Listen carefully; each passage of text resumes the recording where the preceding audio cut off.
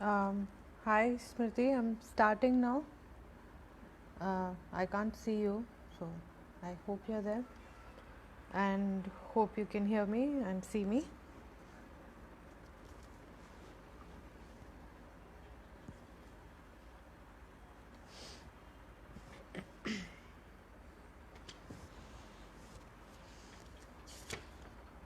So, today I'm going to talk about my journey as an architect and as a learner.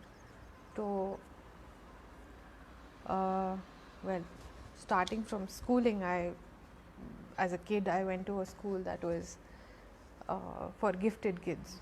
So, I got uh, the kind of education that empowers a person and encourages to ask questions and you know um, helps you to polish your gifts and talents and all that. But soon as I passed out from the school and moved on to my architecture school, I realized that uh, that education was privilege. Sometimes education, good education, is privilege of a financial privilege. Sometimes good education is a social privilege. Sometimes it's a privilege because they call you gifted or intelligent, which is only a limited assessment of intelligence. But essentially, um, good education can be given to people in small groups and for a short amount of time, especially if we are trying to institutionalize the system of education, so when you step out of that small controlled scenario, you see that uh, not everybody gets this sort of education, and if we have to live in a more just and peaceful world, uh, this definition of education needs to be broadened a lot. So then, after a good school, I ended up in architecture school, and then ended up uh, trying to find a job. And I realized that most of the education was employment centric. Like I remember someone in architecture school saying to us students that each day of attendance is equivalent to a US dollar in your future investment, which uh, most people actually do relate with. I think I was one of the few people who actually found that irritating and wrong, and I realized that that can't be the only point of learning architecture. That wasn't the point of learning architecture for me. But so that was the kind of system that everybody was training and preparing us for, that you have to become an architect, then find a good job or do your post graduation, maybe move abroad, make a lot of money, and that's what makes you successful. But um, if you were not interested in that sort of set path and hierarchy, then there was nothing that uh, the education in that kind of system was willing to offer. They didn't have anything to offer, simply because it's not anyone's fault.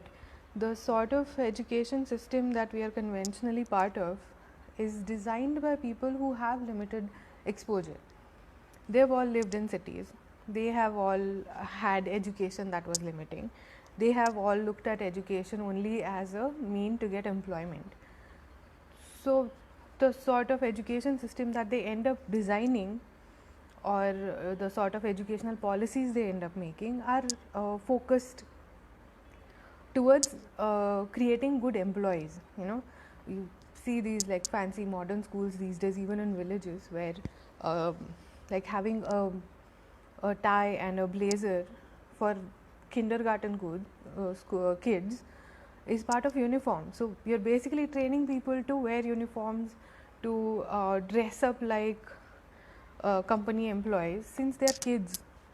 right? So that's because that's what people look at as development and being educated and being employed. So that system is going to train and prepare a person only for that. So that means that we need to do something else for our learning. So even working in commercial architecture firms was something similar, that I wanted a job to get experience and I wanted a job to see how skilled I was, and to like make my skills better. But most of the employment scenarios also focus more on money. The kind of salary you get um, is the beginning point. Then beyond that, it's basically about how you please the developers, how you please the construction lobby, and make money out of that, either for yourself or for your studio or for your design firm. And there is no space in that sort of um, architectural culture or practice for being sensitive to environment, being sensitive to your construction workers, being bringing any justice in all that system is not a priority. There is no space for all that. So it comes to a tipping point where someone who is not pursuing all these things, although privileged, um, um, someone who is pursuing all this and is good at it. I was good at doing all this. I was good at architecture. I was getting paid. But if that's not the focus of your journey, if that's not where you're trying to go, then you reach a sort of tipping point where all that, being good at things, being gifted, being privileged, and being lucky, and getting all the opportunities sort of loses its meaning, and it doesn't make you happy anymore. So a person doesn't always step out of a system. Yeah, sorry, I'll try to switch to Hindi. Sorry. तो आप successful हो या आपको सारे opportunities मिल रहे हैं, या आपके पास सोशल या फाइनेंशियल प्रिविलेजेस है, तो आपको सक्सेस मिल रहा है, ये सब होके भी ज़रूरी नहीं है कि आपको जो सक्सेस मिल रहा है उससे आपको खुशी मिले, है ना. तो सारे ही लोग जो ये कन्वेंशनल एजुकेशन और एम्प्लॉयमेंट सिस्टम से बाहर निकल जाते हैं या बाहर आते हैं, वो फेलियर्स नहीं होते हैं. वो कभी कभी अपने काम में बहुत अच्छे होते हैं और वो बहुत अच्छा कंट्रीब्यूशन दे सकते हैं, पर वो उससे भी अच्छा कंट्रीब्यूशन शायद दे सकते हैं. तो मतलब ऐसे टिपिंग पॉइंट पर मैं भी आ गई थी जब सारा कन्वेंशनल जो भी सही करना था कर चुकी थी. अच्छा एजुकेशन मिला था, ग्रेजुएशन हो गया था, जॉब मिल रही थी, पैसे मिल रहे थे, पर उस सब में कुछ भी सेटिस्फैक्शन नहीं था. तो सब कुछ छोड़ दिया. और उसके बाद मैं कह सकती हूँ कि सही मायनों में शिक्षा शुरू हो गई, क्योंकि उसके बाद मेरी शिक्षा को कंट्रोल करने वाला कोई नहीं था. तो मैं चूज़ कर सकती थी कि मुझे क्या सीखना है, मैं चूज़ कर सकती थी कि मुझे कौन सी दिशा में जाना है. So after that I started studying ecology. तो पर्यावरण की पढ़ाई की, कुछ ऐसे लोगों के साथ काम किया जो क्या कहते हैं, कन्वेंशनल सिस्टम में रहकर भी कुछ अल्टरनेटिव्स पर काम करते हैं.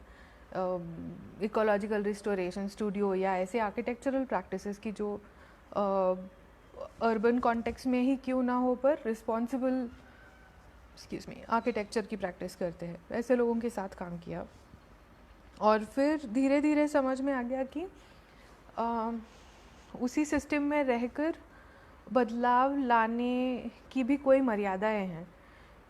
Because the system is so driven by money and privileges, and is essentially somewhere based on exploitation of the weaker sections, चाहे वो environment का exploitation हो, चाहे वो गरीब लोगों का exploitation हो, चाहे वो गांव के लोगों का या ट्राइबल्स का एक्सप्लॉयटेशन हो.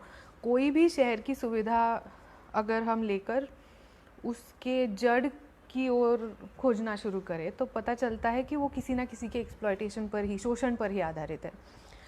बेसिक्स लाइक इलेक्ट्रिसिटी, तो शहर में जो इलेक्ट्रिसिटी मिलती है या सीमेंट मिलता है, वो सब कहीं ना कहीं से तो हार्वेस्ट होता है, किसी नेचुरल रिसोर्स से हार्वेस्ट होता है, जो रिसोर्सेज हमेशा कहीं पर दूर दराज में, रिमोट जगहों पर, जंगलों में, गांव में होते हैं. और वहाँ पर रहने वाले लोग, वहाँ पर रहने वाले जीव जंतु और जानवर और बायोडाइवर्सिटी वहाँ की, वो सब कहीं ना कहीं पर उस शोषण के शिकार होते हैं जिसका हम कुछ नहीं कर सकते, है ना. तो एक लिमिट से आगे इसी सिस्टम का हिस्सा होकर आप बदलाव नहीं ला सकते, पर सीखना चाहिए. तो ये भी सारे स्टेपिंग स्टोन्स हैं कि तो इन लोगों के साथ काम करना भी इसलिए अच्छा था कि उस मर्यादा में भी क्या क्या किया जा सकता है वो सीखने को मिला. And then I found out about Dharmalaya, then I found out about DD contractor, and I thought ये अगला स्टेपिंग स्टोन है, ये अगली चीज़ है जो मुझे सीखनी है. So I applied for an internship at Dharmalaya Institute of Compassionate Living. It's in Himachal. तो वहाँ पर मैंने 1 महीने के लिए काम किया और मेरे समझ में आ गया कि इस तरह के सेल्फ लेड लर्निंग में कम्युनिटी कितनी ज़रूरी होती है. कि मैं अकेली अपने घर के कोने में बैठकर सीख सकती हूँ, पर उसमें भी मर्यादा है. But if I try to reach out and be part of a community that is of like-minded people who are also trying to learn, then I learn a lot more in lot less time. तो ये जो सारी चीज़ें थी जो मुझे missing लग रही थी मेरे पुराने लाइफ में, जैसे एनवायरनमेंट के बारे में सोचना या लोगों के बारे में सोचना या अपनी शिक्षा के बारे में सोचना, तो धर्मालय इंस्टीट्यूट जैसी जगह ऐसे लोगों को साथ में लाती है और उनको सीखने के लिए एम्पावर करती है. तो being part of such community was big life changing experience, I would say. और फिर ऐसे एक्सपीरियंस के बाद में आप अपने नॉर्मल लाइफ में वापस नहीं जा सकते हो. कोशिश करके देखी मैंने, पर getting back to the job and the city life was not going to work out after that. तो उसके बाद I worked with DD contractor for a few years. I am still her intern, I will be her intern for the rest of my life now. तो इस सारे journey में कहीं ना कहीं आपको जैसे कम्युनिटी चाहिए वैसे कोई मेंटोर भी चाहिए. तो I think for me that mentor was DD. और ऐसे मेंटोर के साथ डीडी को क्या कहते हैं, गुरु शब्द उनके बारे में मैं इस्तेमाल करूं तो ज़्यादा अच्छा नहीं लगता है, तो मैं मेंटोर कहूँगी अभी के लिए. तो उनके पास रहकर वो जिस तरह का आर्किटेक्चर प्रैक्टिस करती है, नेचुरल बिल्डिंग, रिस्पॉन्सिबल बिल्डिंग, वो सीखने का मुझे मौका मिला. और तो ये सारी जो मेरी आइडियोलॉजीज़ थी, जो चीज़ें मैं फॉलो करना चाहती थी कि मुझे एनवायरनमेंट को कम से कम हार्म करना है, जो भी मैं हार्म करना पड़ेगा मुझे, उसकी मुझे ज़िम्मेदारी लेनी है. मैं चाहती हूँ कि ज़िम्मेदारी लूँ. मुझे ऐसे लोगों के साथ काम करना है जिन लोगों को शहर के लोग अनस्किल्ड मानते हैं, और मुझे उनके स्किल्स दिखते हैं तो मुझे उनके साथ काम करना है. और मुझे ऐसी टेक्नोलॉजीज़ के साथ काम करना है जिनको शहर के कल्चर में बैकवर्ड माना जाता है या कच्चा माना जाता है. मुझे इंडस्ट्रियल मटेरियल्स और उनका जो पर्यावरण पर और लोगों पर बुरा असर होता है उससे जितना दूर जाना संभव है उतना दूर जाना है। ये सब आइडियोलॉजीज़ है, ये सिर्फ प्रिंसिपल्स है। तो इनको इम्प्लीमेंट करने के लिए अपने आप में, अपने डिज़ाइन डिसिप्लिन में और अपनी लाइफस्टाइल में और अपने आर्किटेक्चरल प्रैक्टिस में बहुत चेंजेस करने पड़ते हैं। तो वो सारा ट्रेनिंग, वो सारी जर्नी गाइड करने के लिए डीडी जैसे मेंटोर की ज़रूरत होती थी। तो वैसे देखा जाए तो मेरा टाइम टेबल डीडी के घर में बहुत अजीब होता था। मतलब जिसे कन्वेंशनल स्कूलिंग में आर्किटेक्चर सीखना नहीं कहा जाएगा, यू नो। मैं घर की सफाई करती थी, मैं कुकिंग करती थी, वेजिटेबल्स काटती थी। I remember one evening when I was slicing bread for her, and by the time I finished the loaf, I learned to slice bread properly. तो ये सब एजुकेशन है, ये सब सीखना है कि हमारे लाइफ की छोटी से छोटी चीज़ किस तरीके से डिसिप्लिन से, डिज़ाइन से के साथ की जा सकती है। हर एक मूवमेंट आपकी कितनी माइंडफुली की जानी चाहिए कि आप जो भी काम करें वो सही हो, जो भी काम करें वो सुंदर हो, जो भी काम करें उसमें आपका पूरा का पूरा दिल हो। ये डीडी से सीखने को मिला। और ये सब चीज़ें आपके आर्किटेक्चर में अपने आप रिफ्लेक्ट होती जाती है। उसके लिए कोई अलग ट्रेनिंग की ज़रूरत नहीं होती है। तो इस तरह का ट्रेनिंग किसी आर्किटेक्चर स्कूल में नहीं मिलेगा। ये खुद से करना पड़ता है, ये खुद मेहनत करके सीखने की चीज़ें हैं, ये किसी के साथ काम करके सीखने की चीज़ें हैं। तो there is a comment here, you touch the core Delia Narayan the DD contractor, she used to count Mahatma Gandhi's focus on handmade as a key influence. Would it replace cement and chemical in practice? See, Mahatma Gandhi's focus is an ideology, है ना।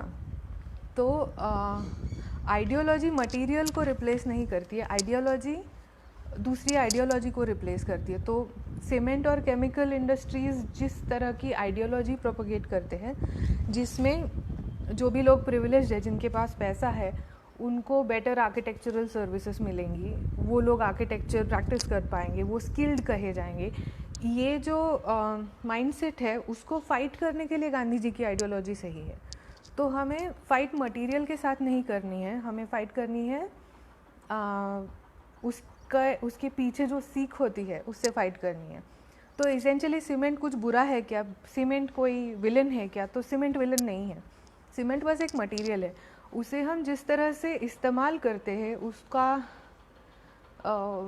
Economic और political जो representation है वो ख़राब है, उसके साथ फाइट करनी है। तो I hope I answered that question. So anyway, so these were the things I was learning with DD कि छोटी छोटी चीज़ों में डिसिप्लिन कैसे लाया जा सकता है, छोटी छोटी चीज़ों में ये सारी आइडियोलॉजीज़ इम्प्लीमेंट कैसे की जाती है, और हर चीज़ जिसे हमारे कन्वेंशनल सिटी लाइफ में इररिप्लेसेबल माना जाता है, इसका कोई ऑप्शन नहीं है, इसका कोई इलाज नहीं है, चाहे बुरा भी हो करना पड़ेगा, उस सब के अल्टरनेटिव्स होते हैं, बस ढूंढने के लिए उतनी क्रिएटिविटी इम्प्लीमेंट करनी चाहिए। ये सब चीज़ें मैं सीखने की कोशिश कर रही थी। और डीडी का सारा ट्रेनिंग हैंड्स ऑन होता है, ये सिर्फ ऐसे बात करके सीखने की चीज़ें नहीं हैं। So the assignment she said for me was Garhwal के, उत्तराखंड के एक छोटे से गांव में जाकर रहना था और वहाँ के लोगों के लिए कम्युनिटी रेडियो स्टेशन की बिल्डिंग बनानी थी। तो पीपल्स पावर कलेक्टिव नाम की एक संस्था है बेंगलोर में, जो ऐसे रिमोट कम्युनिटीज़ के लिए कम्युनिटी रेडियो का ट्रेनिंग और टेक्नोलॉजी का देने का काम करती है।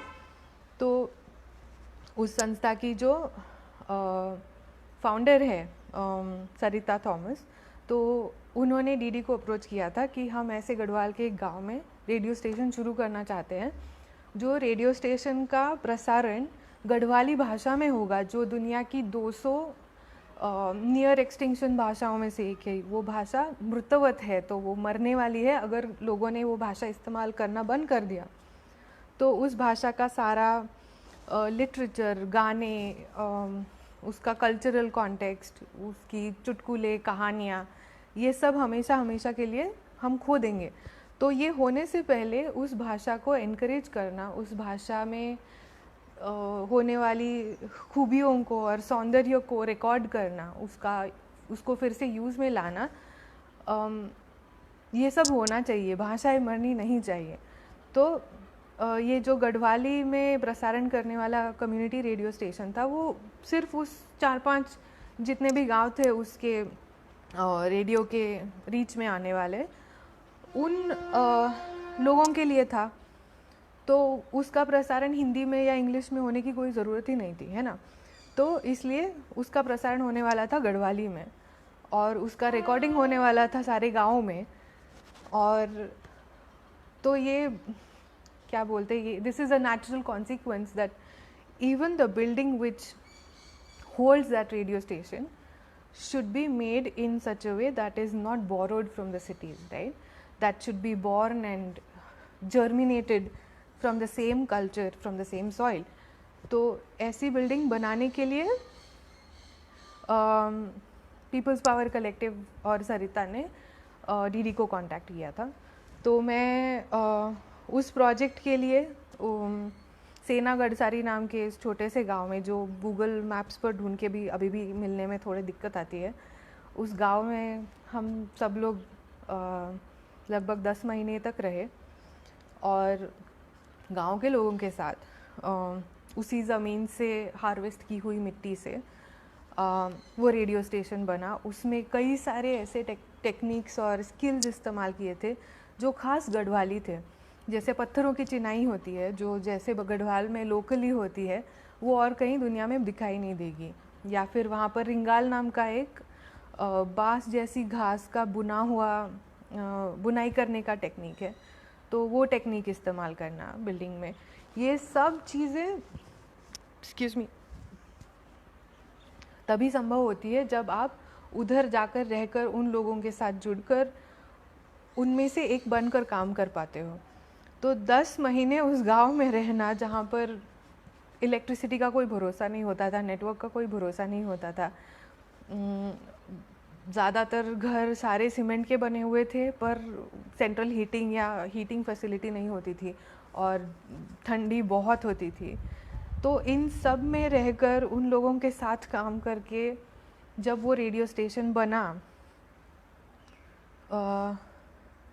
Okay I will answer that letter. जब वो रेडियो स्टेशन बना तो वो एक बहुत लंबी जर्नी थी हम सब के लिए, एक बहुत बड़ी लर्निंग जर्नी थी। उसमें मेरे भी कई सारे शहर से गांव में जाने वाले लोगों के जो अजम्पशंस या मिसअंडरस्टैंडिंग्स होते हैं, जो हमारे दिमाग में क्या बोलते हैं, ब्लॉक्स होते हैं, वो सारे निकल गए। एक बहुत अलग दुनिया में सीखने की अपॉर्चुनिटी मिली, और बहुत फ्रिक्शन होता है उसमें। और अभी हमारे इवन रिमोट विलेजेस जैसे हमें लगता था उतने सीरीन और उतने इनोसेंट नहीं रहे, है ना। वहाँ तक शहरों की हवा पहुँच चुकी है, तो वहाँ पर भी वही सारी एस्पायरेशंस है जो शहर के गरीब इंसान के पास होती है, जिसको फाइनेंशियल या अर्बन प्रिविलेजेस नहीं मिलते हैं, वो सब चाहते हैं। तो ऐसे लोगों को उनके पास जो है उसे वैल्यू करने के लिए प्रेरित करना बहुत मुश्किल होता है। तो ये पूरे कंस्ट्रक्शन की प्रोसेस में शुरुआत में जब हम काम कर रहे थे, तब हमारे मेसन्स, काम करने वाले, ये सब लोग ये सब सीमेंट का काम करना चाहते थे। उनका विश्वास नहीं था कि मिट्टी से घर बनाए जा सकते थे, क्योंकि उनके परदादा के बाद किसी ने बनाए भी नहीं थे। और अगर बनाएंगे मिट्टी के घर तो वो क्या आधुनिक होंगे या पुराने होंगे, वो झोपड़ी जैसे दिखेंगे क्या। तो ये सारे जो उनके सवाल थे, जो किसी भी आम शहर के इंसान के दिमाग में होते, उसके जैसे ही थे। पर ये बिल्डिंग की प्रोसेस जैसे जैसे आगे बढ़ती गई, वैसे वैसे हम सब साथ में ये सीखते गए कि ज़रूरी नहीं है कि मटेरियल पुराना इस्तेमाल किया इसलिए हमारा नज़रिया पुराना हो। तो ये रेडियो स्टेशन था, ये बहुत आधुनिक बिल्डिंग थी जिसमें रिकॉर्डिंग होगा, जिसमें बहुत सारा एक्सपेंसिव इक्विपमेंट होगा। तो इसकी टेक्निकल रिक्वायरमेंट्स बहुत स्पेसिफिक होती है। उसका अकॉस्टिक अच्छा होना चाहिए, साउंड इंसुलेशन अच्छा होना चाहिए। जो शहर में रेडियो स्टेशंस के जो स्टूडियो होते हैं वो करने के लिए लाखों रुपए खर्च होते हैं। सारे फिनिशेस और मटेरियल्स अकॉस्टिक ट्रीटमेंट के यूरोप से या विदेशों से आते हैं, और हम ऐसी जगह पर काम कर रहे थे जहाँ पर ये सब बिल्कुल पॉसिबल नहीं था। तो हमने मिट्टी ली, चावल का भूसा लिया और उससे हमारे प्लास्टर्स इस तरह से एनहांस किए कि हमें उसी क्वालिटी का अकॉस्टिक ट्रीटमेंट मिट्टी से मिला। तो ये मिट्टी का बना हुआ स्टूडियो है जहाँ पर रिकॉर्डिंग करते हुए जब उनके रेडियो के टेक्नीशियन सब सेटअप करने के लिए आ गए इक्विपमेंट, तो उन्होंने कहा कि ये परफेक्ट है, यहाँ पर बिल्कुल रिवर्बरेशन नहीं है, यहाँ पर एको नहीं होती आवाज़, यहाँ पर गूंज नहीं है, तो यहाँ पर रिकॉर्डिंग करना या ब्रॉडकास्टिंग करना रेडियो का बिल्कुल सही है। तो हमने कोई भी महंगा मटेरियल इस्तेमाल नहीं किया, हमने सारे गांव में अवेलेबल होने वाले मटेरियल इस्तेमाल किए और हमने उसी क्वालिटी का, उसी अच्छे क्वालिटी का काम किया, जो करने के लिए शहर के लोगों को भी बहुत मेहनत करनी पड़ती है और पैसे खर्च करने पड़ते। तो that was a changing moment for everybody who worked on that construction site, है ना। कि वो जो सोचते थे कि हमारा गढ़वाली चिनाई का काम, हमारा मिट्टी का प्लास्टर, ये कोई बहुत बड़ी चीज़ नहीं है, इसे कोई रिस्पेक्ट मिलने की ज़रूरत नहीं है, वो चीज़ एड्रेस हो गई थी। तो that is extremely empowering for any community, for any person, कि जिन चीज़ों को शहर की कंस्ट्रक्शन साइट पर अनस्किल्ड माना जाता था, मतलब गांव की गोबर जमा करने वाली औरत क्या कर पाएगी, पर वो गोबर जमा करने वाली औरत बहुत अच्छा मिट्टी का प्लास्टर करती है, और उस प्लास्टर से बने हुए रेडियो स्टेशन के स्टूडियो में उसी क्वालिटी का रिकॉर्डिंग और ब्रॉडकास्टिंग हो सकता है। तो मतलब ये बहुत आश्चर्य की बात होती है बहुत लोगों के लिए, है ना, कि how is it possible to use such crude vernacular materials, crude vernacular methods and build something so sophisticated. तो ये हो सकता है। तो एक एग्जाम्पल की ज़रूरत होती है, एक प्रोसेस से जाने की ज़रूरत होती है। तो वो 10 महीने जो हमने उत्तराखंड में एक गांव में बिताए, उन 10 महीनों में जितना हम सीखे उतने हमारे साथ के लोग भी सीखे। और अभी इस प्रोजेक्ट को 5 साल हो गए हैं, पर अभी हर कुछ हफ्तों में वहाँ पर हमारे साथ काम किए हुए लोगों के फ़ोन आते हैं। तो सिर्फ लर्निंग अपॉर्चुनिटी नहीं है, ये फ्रेंडशिप है। ये जो रिश्ते बने हैं उस टाइम में, वो रिश्ते भी बहुत मायने रखते हैं, है ना। तो अभी भी उन लोगों का जब फ़ोन, अभी मुझसे उनको कोई फाइनेंशियल फ़ायदा नहीं है, मुझसे उनको कुछ भी अपॉर्चुनिटीज़ मिलने वाली नहीं है। अभी मैं दक्षिण भारत में रहती हूँ, वो अभी भी उनके गढ़वाल के गांव में रहते हैं। तो आज के दिन में हम, मुझ में और उनमें कुछ भी, फिर भी we still have that friendship, we still have that relation where they feel like calling me and asking me what I'm up to and how my life is. I feel like knowing what new projects they're working on, if they're using mud plasters still. So ये होता है bonding जो सिर्फ learning के साथ आता है। अगर आप किसी के साथ कुछ सीखते हो तो वो बॉन्ड कभी ब्रेक नहीं होता, चाहे कितने भी साल हो जाए, वो दोस्त ही रहेगी, है ना। तो in that sense radio station was a big turning point for all of us. It changed the way we look at architecture, it changed the way we look at natural building even.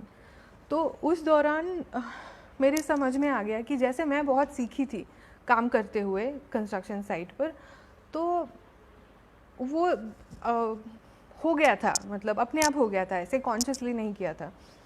तो लेकिन उस process के दौरान मेरे समझ में आ गया कि नेचुरल बिल्डिंग एक ऐसी चीज़ है जिसको स्टैंडर्डाइज नहीं किया जा सकता। मतलब जैसे आप सीमेंट को ले लो, तो चाहे आप लद्दाख में हो या आप चाहे कन्याकुमारी में हो, आप सेम फार्मूला से बिल्डिंग बना सकते हो जो सेम दिखेगी। जैसे लद्दाख में आरसीसी का डब्बा दिखता है वैसे ही कन्याकुमारी में भी दिखता है, उसमें कुछ फ़र्क नहीं होता, उसमें कुछ भी लोकल रिफ्लेक्शन नहीं होता है। Excuse me. तो इस तरह का स्टैंडर्डाइजेशन नेचुरल बिल्डिंग में नहीं हो सकता।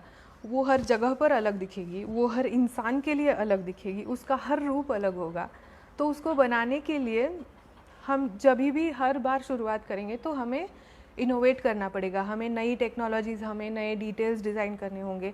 हमारे आसपास मटेरियल्स क्या है, मिट्टी है या पत्थर है या लकड़ी है, उसके हिसाब से हमारा पूरा डिज़ाइन अप्रोच चेंज होने वाला है। तो नेचुरल बिल्डिंग की process, that process itself is a learning opportunity. तो हम क्यों ना नेचुरल बिल्डिंग साइट को एज अ लर्निंग अपॉर्चुनिटी ही इस्तेमाल करें, कॉन्शियसली इस्तेमाल करें। तो हम लोग सीख रहे हैं वैसे भी, तो उसको कॉन्शियसली भी किया जा सकता है ना। then we realize that it can be done and it's one of the best ways to learn, and natural building is a big educational tool at the same time. तो हम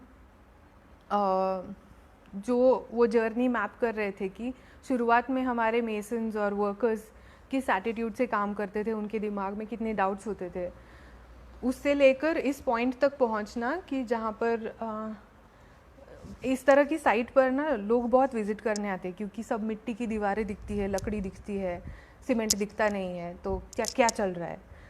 तो ऐसे विजिटर्स को जब मेरे मेसन्स एक्सप्लेन करते हैं कि कच्ची मिट्टी के साथ काम कैसे किया जाता है और ये lasting, sustainable, long living buildings कैसे होते हैं, तो अच्छा लगता है। तो लगता है कि जैसे हम सब ने मिलकर कुछ सीखा है ना। तो ऐसे आइसोलेशन में देखा जाए तो education, environment, construction related issues, social issues, ये सारे अलग अलग प्रॉब्लम्स लगते हैं, है ना। पर ये एक जिक्सॉ पज़ल जैसा है कि पज़ल का कोई भी एक पीस, उसके 4 प्रॉब्लम्स होंगे ना, उसको 4 साइड में 4 प्रॉब्लम्स हैं। पर अगर हम हर एक चीज़ को एक प्रॉब्लम की लिस्ट की तरह देखेंगे तो प्रॉब्लम हो जाएगी, तो प्रॉब्लम्स ही प्रॉब्लम्स हो जाएंगी। लेकिन उसमें से हर एक प्रॉब्लम दूसरे पीस का सॉल्यूशन होता है। तो इन सबको जोड़कर हम जब साथ में देखते हैं, education, architecture, environment, social issues, gender issues, तो इन सबको मिलाकर जब हम एक जगह पर काम करते हैं तब पता चलता है कि ये सब एक दूसरे को सॉल्व कर रहे हैं। तो नेचुरल बिल्डिंग जो है वो लेट्स सपोज एजुकेशनल नीड्स को सॉल्व कर रहा है, वो उसी टाइम पर जेंडर बायसेस को सॉल्व कर रहा है कि जिन लोगों को, महिलाओं को स्पेशली कंस्ट्रक्शन इंडस्ट्री में, वो भी इंडस्ट्रियल कंस्ट्रक्शन इंडस्ट्री में अनस्किल्ड काम ही मिलते हैं। यू नो, अगर आपको ड्रिल मशीन ऑपरेट करना नहीं आता है, अगर आपको I don't know steel buildings पर काम करना नहीं आता है, और वैसे सीखने की अपॉर्चुनिटी भी बहुत कम महिलाओं को मिलेगी, तो शहर के आर्किटेक्चर या कंस्ट्रक्शन सिनेरियो में एक महिला का रोल ज़्यादा कुछ रहता नहीं, वो सिर्फ अनस्किल्ड हो सकती है। लेकिन जिस तरह की वर्नाकुलर टेक्नोलॉजीज़ के साथ गांव में काम किया जा सकता है, वहाँ पर महिलाएं स्किल्ड, क्या कहते हैं, स्किल्ड मेसन्स हो सकती है।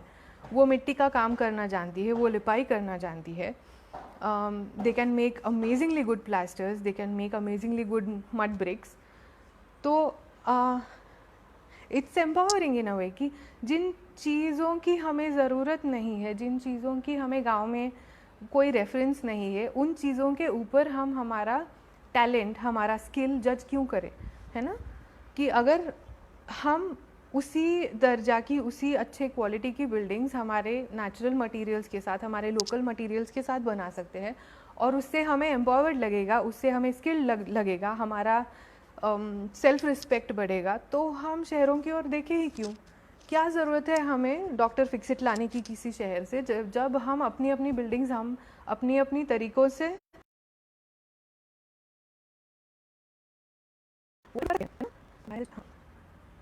So, in a way, we reached a point where this sort of building practice became a tool to bring on a change, a tool to learn, and that's what we are intending to continue and evolve with in future.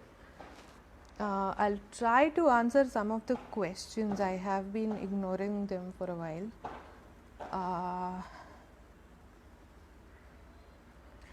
क्या दीदी diesel, cement और steel के प्रदूषण से बचने के लिए मिट्टी के घर में रहती है? ये कई वजहों में से एक वजह है. मतलब ये सारे जो इंडस्ट्रियल प्रोडक्ट्स है, उन प्रोडक्ट से कोई दुश्मनी नहीं है. उनके पीछे जो शोषण होता है उनसे दुश्मनी है. उनके पीछे जो पर्यावरण का नुकसान होता है उससे दुश्मनी है. तो किसी चीज़ से बचने के लिए, भागने के लिए मिट्टी की बिल्डिंग है क्या? तो ऐसा नहीं है. मिट्टी की बिल्डिंग अपने आप में बहुत सुंदर है. उसकी अपने आप में बहुत सारे बेनिफिट्स है. मतलब इस सारे काम में एस्थेटिक वाला जो एक भाग है जो मैंने इग्नोर किया है या उसके बारे में ज़्यादा अभी बात नहीं की है, तो मिट्टी की बिल्डिंग्स बहुत सुंदर होती है. ये भी तो एक वजह है ना. मतलब अब मेरे लिए ये भी एक वजह है कि मुझे सीमेंट की बिल्डिंग इतनी सुंदर नहीं दिखती है जितनी मिट्टी की बिल्डिंग दिखती है. तो दीदी सिर्फ इंडस्ट्रियल प्रोडक्ट्स अवॉइड करने के लिए मिट्टी के घर में नहीं रहती है. उनको पता है कि मिट्टी को खूबसूरत कैसे बनाया जा सकता है. उनको मिट्टी के बिल्डिंग सुंदर दिखते हैं, इसलिए भी वो मिट्टी के घर में रहती है. तो बहुत सारी वजह होती है, एक वजह नहीं है.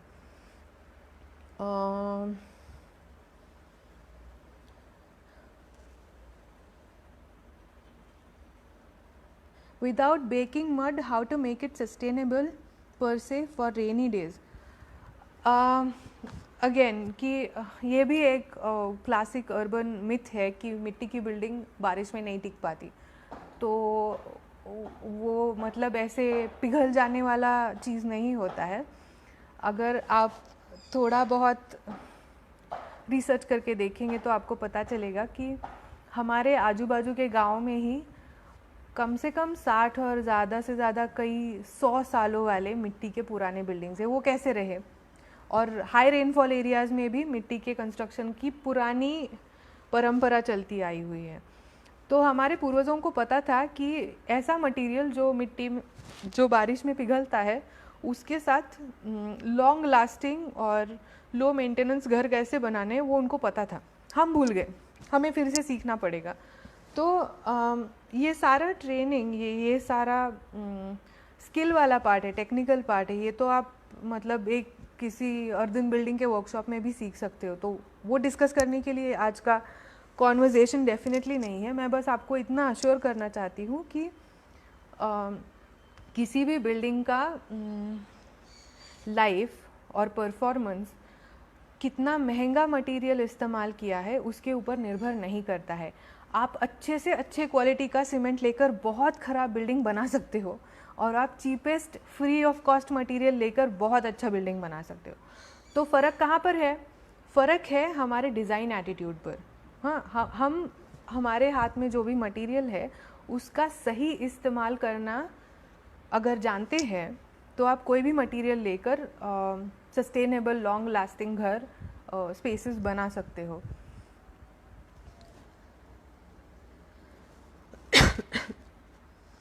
Is it the same mud art what Sonam Anchuk did in Ladakh for Sekmol building?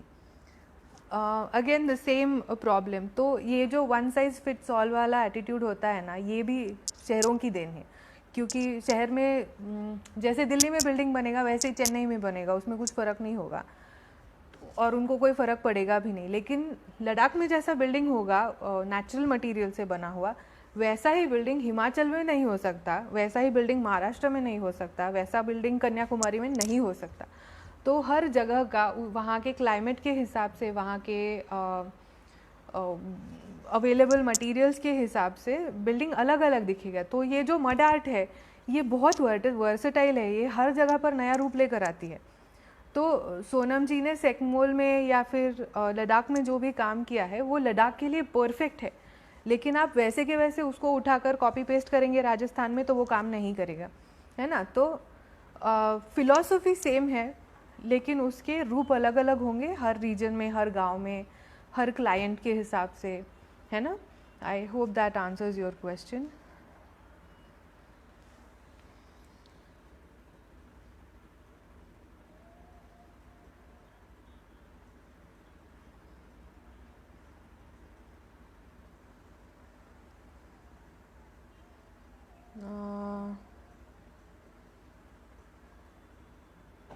Do you think that living in a mud room is an indication of modernity? It can be.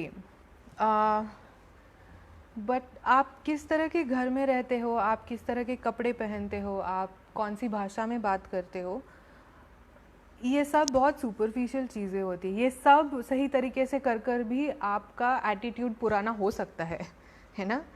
तो attitude पहले आता है, मतलब हम modern है या नहीं है, हम आधुनिक सोच के लोग हैं या नहीं है, ये पहले आएगा. उसके बाद हम मिट्टी के घर में रहे तो अच्छा है, नहीं रहेंगे तो भी कुछ फ़र्क नहीं पड़ता है. तो ये इतना डायरेक्ट कोरिलेशन नहीं है, पर जो कोरिलेशन कन्वेंशन माना जाता है कि आप सीमेंट के घर में रहते हो तो आप आधुनिक हो, वो गलत है, वो पक्का गलत है. तो आप चाहे सीमेंट के घर में रहो, आप चाहे मिट्टी के घर में रहो, आपका एटीट्यूड मॉडर्न हो सकता है. आप मिट्टी के घर में रहते हो इसका मतलब आप पिछड़े हुए हो, आप कच्चे घर में रहते हो, ऐसा होना ज़रूरी नहीं है. ये एक बहुत बड़ी सीख है. मिट्टी के घर वर्षों तक रहते हैं, हाँ बिल्कुल रहते हैं, वर्षों तक नहीं सदियों तक रह सकते हैं अगर उस तरीके से बनाए जाए तो. कुछ बहुत पुराने मिट्टी के बिल्डिंग्स के एग्जांपल्स अभी आपको मैं दे के रख सकती हूँ, अभी देख नहीं पाएंगे हम, पर आप बाद में गूगल पर सर्च कर सकते हो. एक तो है तिब्बत में जो दलाई लामा का पैलेस था, वो कई 100 साल पुराना था और वो पूरा का पूरा मिट्टी का बना हुआ था, पोटाला पैलेस. तो पोटाला पैलेस अगर आप गूगल पर सर्च करेंगे तो आपको बहुत पुराने अर्दन बिल्डिंग्स के बारे में इंफॉर्मेशन मिलेगी. वैसे ही यमन में शिबाम नाम का एक सेटलमेंट है जो मल्टी स्टोरीड मिट्टी के बिल्डिंग है, पूरे मिट्टी के हैं पर 5 मंजिला 6 मंजिला 7-8 storeyed buildings that are completely made of mud. तो ये भी सवाल कई लोग पूछते हैं कि क्या मिट्टी से मल्टी स्टोरीड बिल्डिंग्स बनाए जा सकते हैं क्या. तो मुझे पर्सनली बनाना नहीं आता, but there is documentation of और these are buildings that are lived in right now. At this moment people live in these buildings which are completely mud buildings and multiple stories high. तो ये again material is not the restriction है ना. तो उसे किस तरह से इस्तेमाल किया जाता है, आप कौन से वेदर में क्लाइमेट में काम कर रहे हो, उसके ऊपर निर्भर करेगा कि आप उस मिट्टी के साथ क्या कर सकते हो. तो if anybody is curious they should definitely look up Shibam and similar earthen settlements across the world.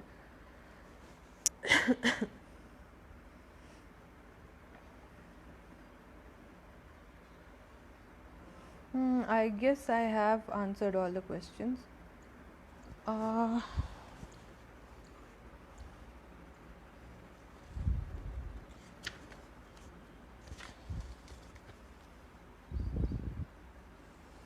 Smriti, is there anything else you would like me to talk about? कोई क्वेश्चन जो मुझसे छूट गया हो?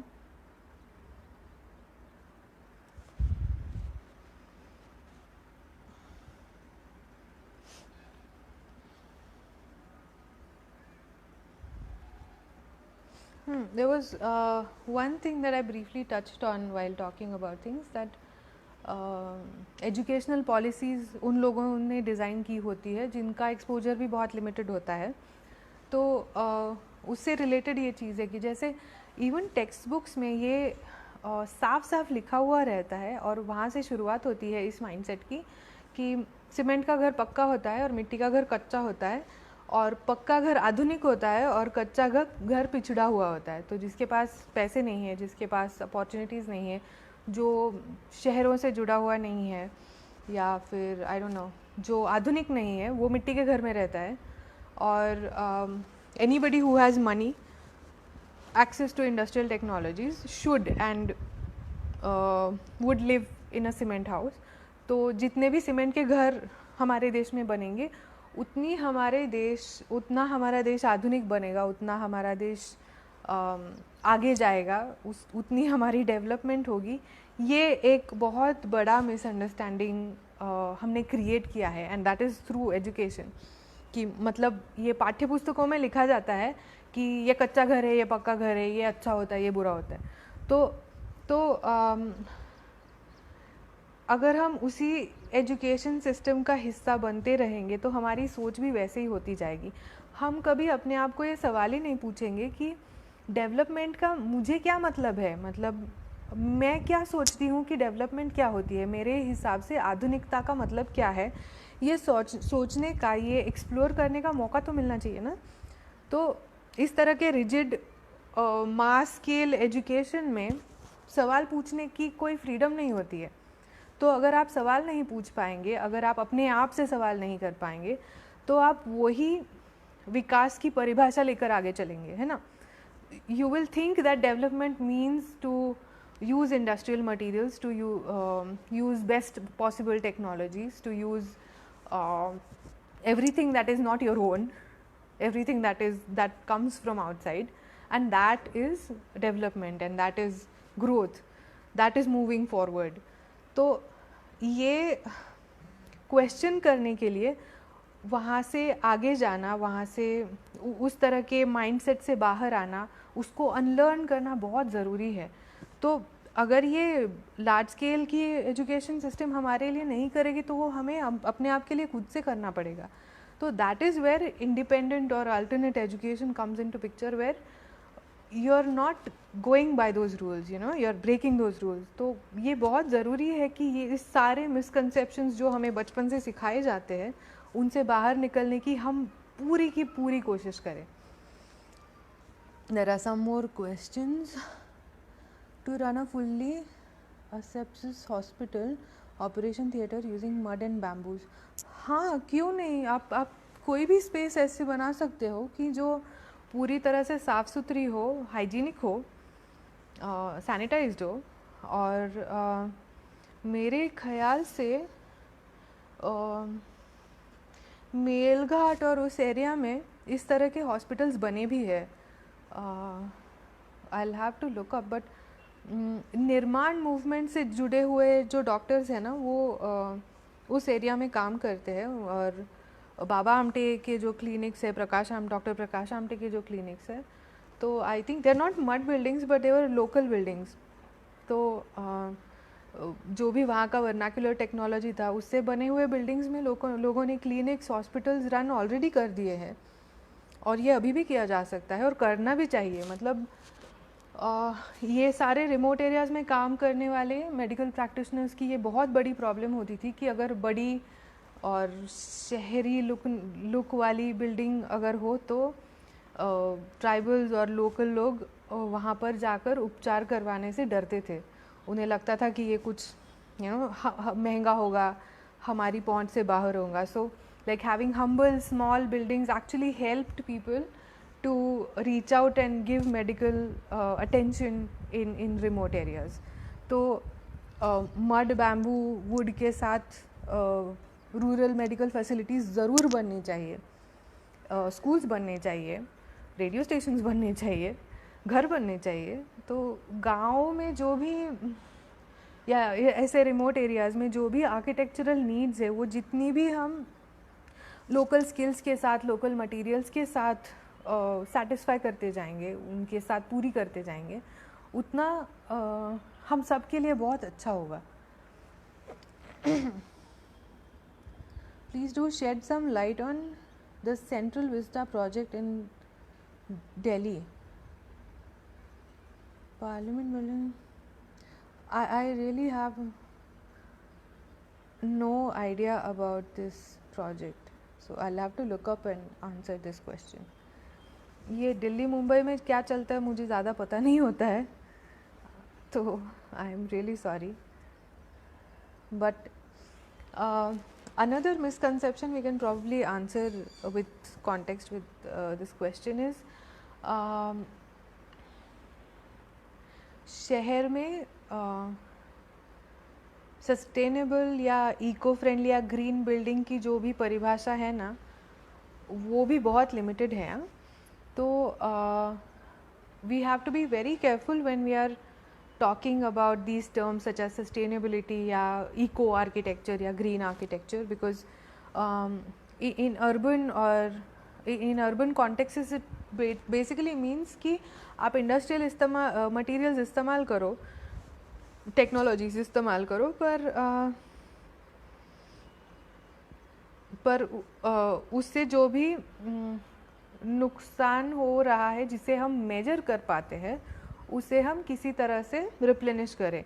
मतलब उसकी जो भी एनर्जी नीड्स होंगी ऐसे बिल्डिंग की, वो एनर्जी नीड्स हम सोलर पावर के या विंड पावर के इस्तेमाल से, रिन्यूएबल सोर्सेज के इस्तेमाल से रिकवर करें उसे, वो उसे शहर में या उसे अर्बन लैंग्वेज में सस्टेनेबल या ग्रीन बिल्डिंग माना जाएगा।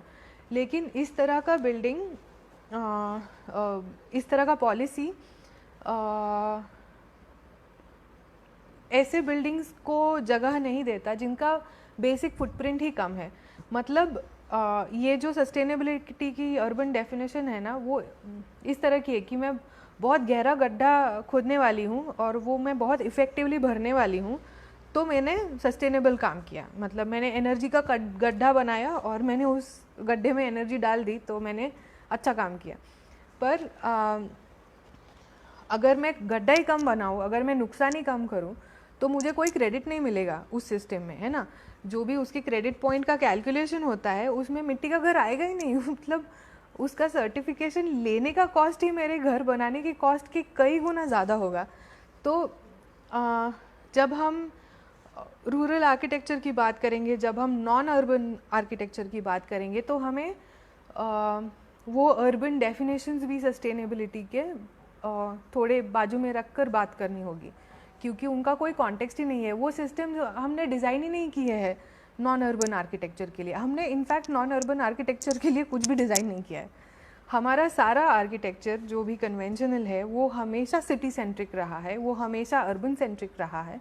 तो उस सब का ये जो 60% पॉपुलेशन है ना, जो शहरों में नहीं रहती है, उनके लिए कुछ फ़ायदा नहीं है। तो वो सारे आइडियाज़ अगर डंप करके गांव में जाना है तभी जाना है, नहीं तो फिर शहर में ही ठीक है।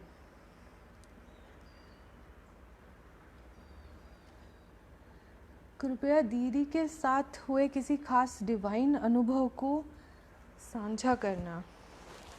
इतने सारे हैं कि मैं सारे बता नहीं पाऊँगी। मतलब उनके घर में, उनके आजू बाजू में बिताया हुआ हर मिनट, हर सेकंड बहुत प्रेशियस है। पर नहीं ऐसे बता पाऊँगी। बहुत सारे छोटे छोटे ये वो ब्रेड वाला एक किस्सा मुझे याद था कि मतलब एक पूरी शाम मैंने बिताई थी उनके किचन में ब्रेड का लोफ स्लाइस करते हुए, and by the end of the loaf I had managed to make a few good slices of bread, which would be a trivial thing, है ना।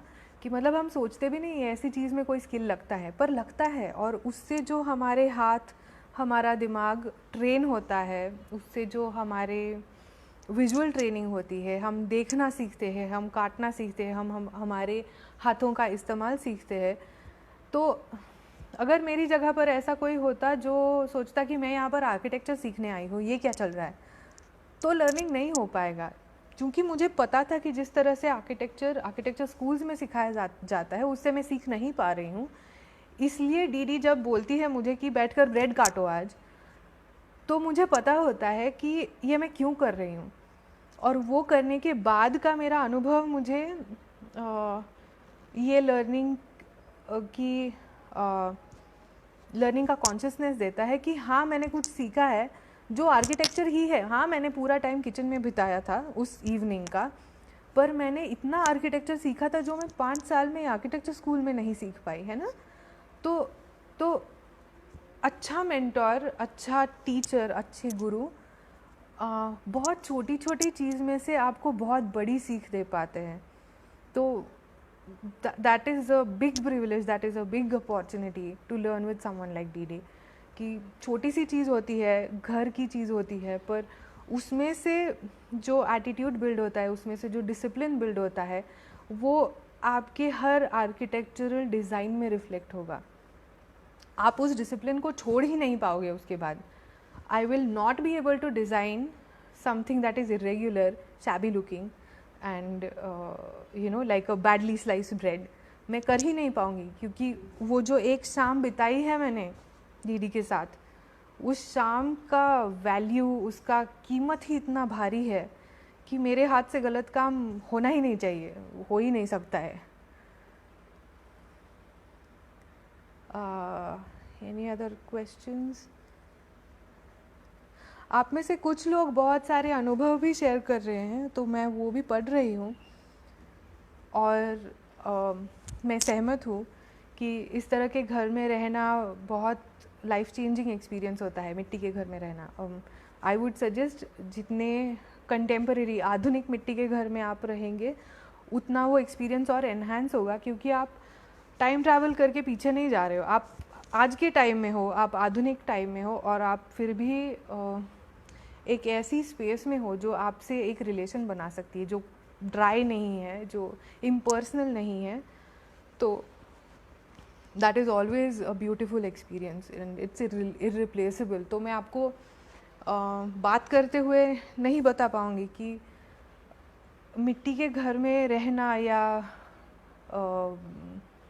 just moving in a mud house or a space that's built with mud कितना rewarding होता है, कितना सुंदर होता है और कितना पीसफुल होता है, ये मैं आपको शब्दों में नहीं कह पाऊँगी। तो it's something to be experience, it's something to be lived and then believed in. तो those of you who are interested in sort of experiencing more or exploring more in natural building, whether it's in context with education or not, तो मैंने इस post में मेरे page का link share किया है जहाँ पर फ़ोटोज़ और डिस्क्रिप्शन में डालती जाती हूँ मेरे काम के। I try to address some of the things that I talked about right now, कि उसमें बाकी सारे इश्यूज से नेचुरल बिल्डिंग कैसे कनेक्टेड होता है, बाकी सारे इश्यूज़ को कैसे एड्रेस कर पाता है, उसके बारे में कभी कभी थोड़ा थोड़ा लिखती हूँ। तो you can get in touch with us on that page and we can always continue this journey of learning. It doesn't have to end with this session. So I really look forward to keep in touch with you all and answer more questions and maybe learn more with you all and continue this. Is there anything I should cover, Smriti? Anything else that strikes to you that we should talk about?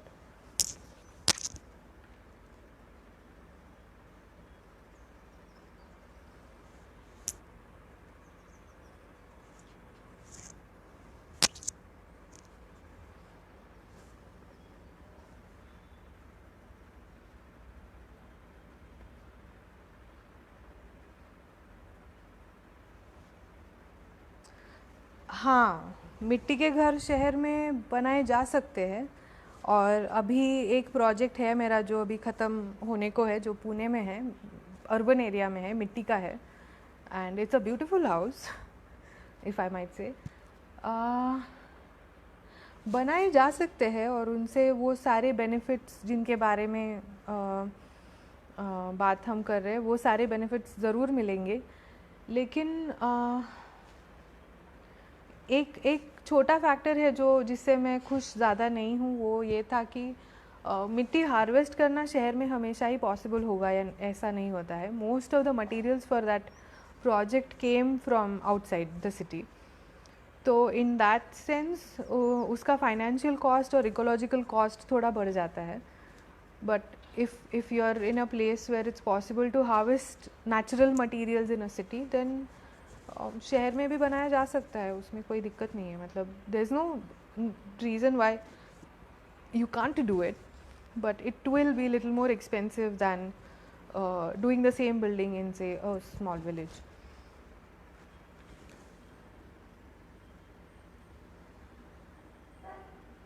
हाँ, इन सारी बातों के जो भी discussions है, जो भी ये संवाद है, ये सिर्फ शहर के लोगों में रहना फ़ायदे का नहीं है। ये सारे डिस्कशंस, ये सारी चर्चाएं गांव में होनी चाहिए, और इसीलिए गांव में काम करना ज़रूरी है। अगर इस तरह का कंस्ट्रक्शन साइट किसी गांव में है तो ये चर्चाएं नेचुरली उसके आजू बाजू में होती जाती है, खुलती जाती है, and that leads to a lot of learning, that leads to a lot of empowerment। और एक एनालॉजी है जो डीडी हमेशा इस्तेमाल करती है।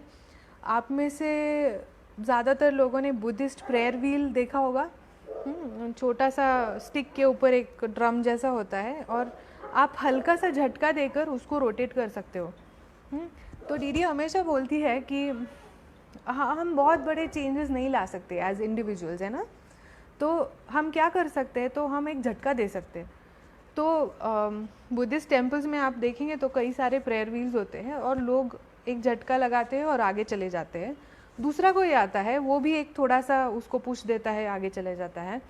तो हमारा काम सिर्फ उतना है कि हम एक एक इम्पल्स दे, एक छोटी सी चीज़ करें जिससे वो प्रेयर व्हील घूमता रहेगा। तो हमें विश्वास रखना है कि ये सब जो चर्चा हम कर रहे हैं, ये सब जो डिस्कशंस हो रहे हैं, उसका कहीं पर किसी के ऊपर, हमारे ऊपर छोटा छोटा इफ़ेक्ट हो रहा है। वो सारे छोटे छोटे इफ़ेक्ट्स साथ में मिलकर बड़ा चेंज बनने वाला है ना। तो शहर के पीछे भागना छोड़ना बहुत बड़ी बात होती है। उस दिशा में हम एक एक छोटा छोटा कदम भी अगर ले पाएंगे इन सारे चर्चाओं के रूप में, तो उतना भी अभी के लिए काफ़ी है ना।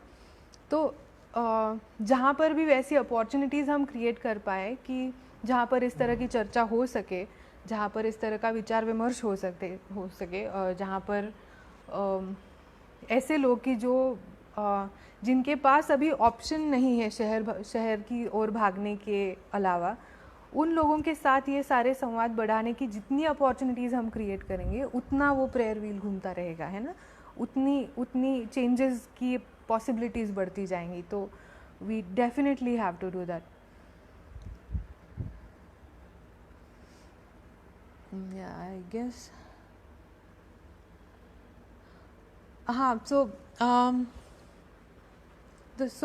Just follow the link I've posted in this live video post. तो मेरा फेसबुक पेज है माती मोल नाम का, MAATIMOL। तो अगर आप इंटरनेट पर फेसबुक पर सर्च करोगे तो मेरा पेज मिलेगा। उस पेज पर आप कोई भी आपके क्वेश्चंस या आपके अनुभव शेयर करने के लिए ज़रूर कांटेक्ट कर सकते हो। उस पेज पर सारे कांटेक्ट डिटेल्स है मेरे। और कुछ आपको एक्स्ट्रा इन्फॉर्मेशन चाहिए तो वहाँ पर जो पोस्ट्स और फोटोज़ है, मेरे काम के फ़ोटोज़ है, वो भी आपको देखने को मिलेंगे। So please feel free to connect and reach out. Haryana Urban Area Development Authority does not allow to construct mud houses, citing it would clog sewage. Hence, corporation pattern is forced and eventually gulped by the gullible. तो ये सिर्फ हरियाणा में नहीं हो रहा है भैया, ये सब जगह पर हो रहा है। तो अर्बन सिटी डेवलपमेंट रूल्स ही नेचुरल बिल्डिंग को कंसिडर नहीं करते हैं। तो ये हर सिटी में प्रॉब्लम है। जैसे कि मैंने पुणे में जो घर की बात की, तो पुणे के डेवलपमेंट रूल्स ऐसे है कि आप चाहे घर किसी भी मटेरियल का बनाओ, उनके जो भी मेजरमेंट से रिलेटेड, सेटबैक से रिलेटेड नॉर्म्स है वो फॉलो करने हैं। और इंजीनियर का सर्टिफिकेट चाहिए कि आप व्हाट यू कैन से जो भी आप बना रहे हो वो लास्टिंग है। तो उतने में उनको खुशी है। वो आप मिट्टी का घर बना रहे हो या गोबर का बना रहे हो या मतलब स्टील का बना रहे हो, उनसे पुणे कॉरपोरेशन को कोई लेना देना नहीं था, इसलिए हम पुणे में वो कर पाए। पर yes, there would be a lot of urban development authorities that would downright refuse to give permissions to mud houses. So at this moment we don't have any solution to that as architects, but as activists, yes, you should raise your voice and sort of create those possibilities or open those avenues up. और उनके जो भी उससे related misunderstandings है policy makers के, उनको address करना, उनको रिजॉल्व करना बहुत ज़रूरी है। और ये बहुत बड़ा काम है, ये कोई एक इंसान या दो इंसानों की बस की बात नहीं है। मतलब हम लोग तो अभी अभी कर रहे हैं। Laurie Baker has been fighting with these government rules and trying to make them more inclusive since his time. तो तब से उनकी फ़ाइट चल रही है। हम लोग तो बहुत छोटे छोटे लोग हैं, तो हमारी तो फाइट चलती ही रहेगी। But yes, essentially urban development rules are always oriented towards big developers, oriented towards people who have more resources, who are more privileged. तो मतलब to be honest, I really don't have any solution for cities. I've given up. पर आपको अगर fight करना है तो करना चाहिए. It's a good opportunity to learn. I guess I have answered as much as I can. If I've missed anything, please get in touch. And although I can't see any of you, it's been a great pleasure to interact. I hope to have contributed to all of our collective learning, and I think I'll take your leave now. I hope that's okay, Smriti. Thank you all.